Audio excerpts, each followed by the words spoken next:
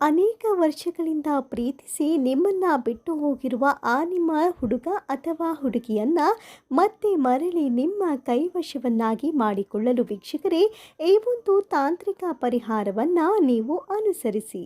ನಮಸ್ಕಾರ ವೀಕ್ಷಕರೇ, ಮಾಹಿತಿ ಇಷ್ಟವಾದಲ್ಲಿ ಚಾನಲ್ಗೆ ಸಬ್ಸ್ಕ್ರೈಬ್ ಮಾಡಿಕೊಳ್ಳಿ. ಹಾಗೆಯೇ ನಿಮ್ಮ ಹತ್ತಲವು ಸಮಸ್ಯೆಗಳಿಗೆ ಗುರೂಜಿಯವರಿಗೆ ಕರೆ ಮಾಡಿ ಎಲ್ಲ ಸಮಸ್ಯೆಗೂ ಪರಿಹಾರವನ್ನು ಸ್ವತಃ ಗುರೂಜಿಯವರೇ ಕಂಡುಕೊಡುತ್ತಾರೆ. ನಿಮ್ಮ ಸ್ನೇಹಿತರಿಗೂ ಕೂಡ ಇದನ್ನು ಶೇರ್ ಮಾಡಿ.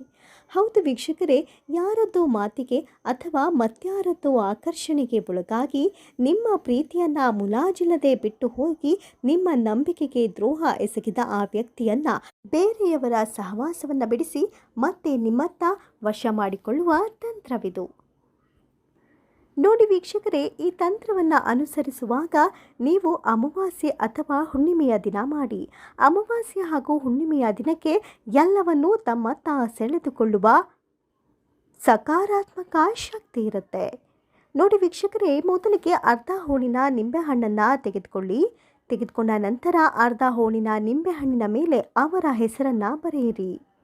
ನೋಡಿ, ಇಲ್ಲಿ ನಾನು ಪುರುಷೋತ್ತಮ ಎನ್ನುವ ಹೆಸರನ್ನು ಬರೆದುಕೊಳ್ತಾ ಇದ್ದೀನಿ.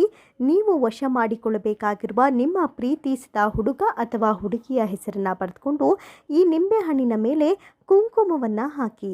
ಕುಂಕುಮವನ್ನು ಹಚ್ಚಿಕೊಳ್ಳಬೇಕಾದ್ರೆ ಈ ಒಂದು ಮಂತ್ರ ಬೀಜಾಕ್ಷರವನ್ನು ಸಂಕಲ್ಪ ಮಾಡಿಕೊಳ್ಳಿ.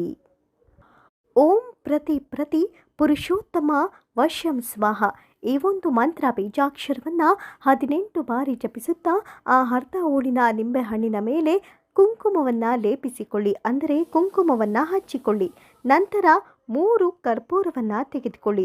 ಒಂದಾದ ನಂತರ ಮತ್ತೊಂದು ಕರ್ಪೂರವನ್ನು ಹಚ್ಚಬೇಕಾಗತ್ತೆ. ನೋಡಿ, ಈ ರೀತಿಯಾಗಿ ಅರ್ಧ ಹೋಳಿನ ನಿಂಬೆಹಣ್ಣಿನ ಮೇಲೆ ಈ ರೀತಿಯಾಗಿ ಕರ್ಪೂರವನ್ನು ಹಚ್ಚಿಕೊಳ್ಳಿ. ಆ ನಂತರ ಕೆಂಪು ಮಿಶ್ರಿತ, ಅಂದರೆ ಕುಂಕುಮ ಮಿಶ್ರಿತ ಅಕ್ಷತೆಯನ್ನು ಈ ಒಂದು ಅರ್ಧ ಹೋಳಿನ ನಿಂಬೆಹಣ್ಣಿನ ಮೇಲೆ ಹಾಕಿಕೊಳ್ಳಿ. ನೋಡಿ, ಈ ರೀತಿಯಾಗಿ ಹಾಕಿದ ನಂತರ ಒಂದು ಕರವಸ್ತ್ರ ಅಥವಾ ಒಂದು ಬಿಳಿ ವಸ್ತ್ರ ಅಥವಾ ಒಂದು ಕೆಂಪು ವಸ್ತ್ರದ ಮೂಲಕ ಈ ನಿಂಬೆಹಣ್ಣನ್ನು ಕಟ್ಟಿಕೊಳ್ಳಿ, ಅಂದರೆ ಈ ರೀತಿಯಾಗಿ ಗಂಟು ಹಾಕಿಕೊಳ್ಳಿ. ಇದಾದ ನಂತರ ಅವರ ಫೋಟೋ ಅಥವಾ ಅವರ ಹೆಸರಿನ ಅಥವಾ ಅವರು ಯಾವುದೇ ಒಂದು ಗಿಫ್ಟ್ ಕೊಟ್ಟಿದ್ರೆ, ಅವರು ಒಂದು ಪೆನ್ ಅಥವಾ ಮತ್ಯಾವುದೇ ಗಿಫ್ಟನ್ನು ಕೊಟ್ಟಿದ್ರೆ ಈ ರೀತಿಯಾಗಿ ಅದರ ಜೊತೆಗೆ ಇದನ್ನು ಇರಿಸಿ ನಿಮ್ಮ ಮನೆಯ ಈಶಾನ್ಯ ಮೂಲೆಯಲ್ಲಿ 3 ದಿನಗಳ ಕಾಲ ಇರಿಸಿ. ಇದಾದ ನಂತರ ನಿಮ್ಮ ಪ್ರೀತಿ ನಿಮ್ಮ ಕೈವಶವಾಗುತ್ತೆ. ಅದೆಂತಹದ್ದೇ ವಶದಲ್ಲಿ ಅವರಿದ್ರೂ ಆ ವಶ ಬಿಟ್ಟು ಇವರು ನಿಮ್ಮ ಕೈವಶವಾಗ್ತಾರೆ.